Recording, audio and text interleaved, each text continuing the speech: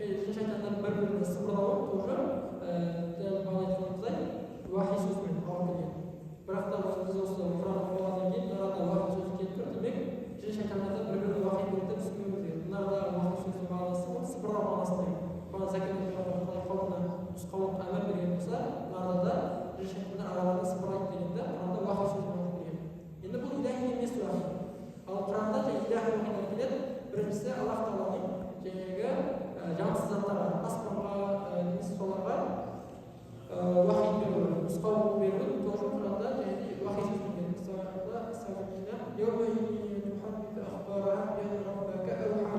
Сол күні жер өзінің үстінде болған уақиғаның бәрін айтып береді екен. Қалай?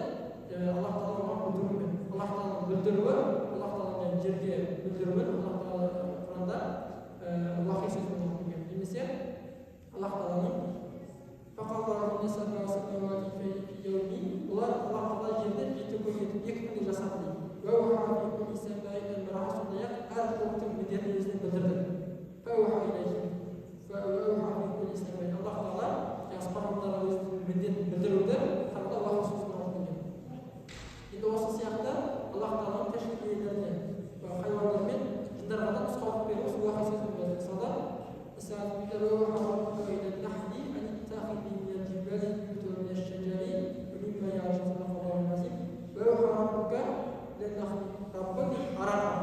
Біздің жәннаттың араға таулардан ағаштардан ұялар жасамады деп нұсқады.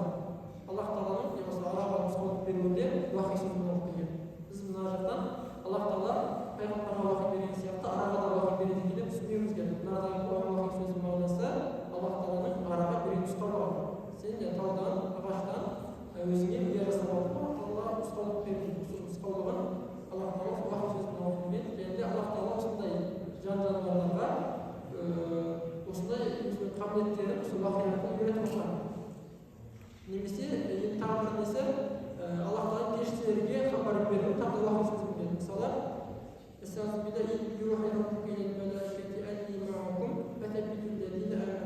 сол уақытта Аллах Тағала періштелерге расында мен сендермен біргемін, үміттерге тоқтау беріңдер деп уахи берді дейді.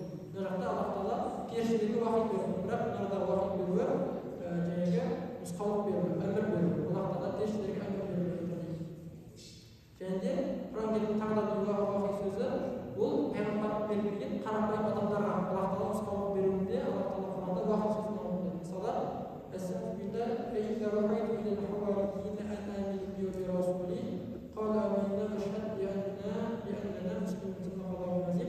сол уақытта Аллах Тағала хауарилерге маған елшіме сеніңдер деп білдірген дейді.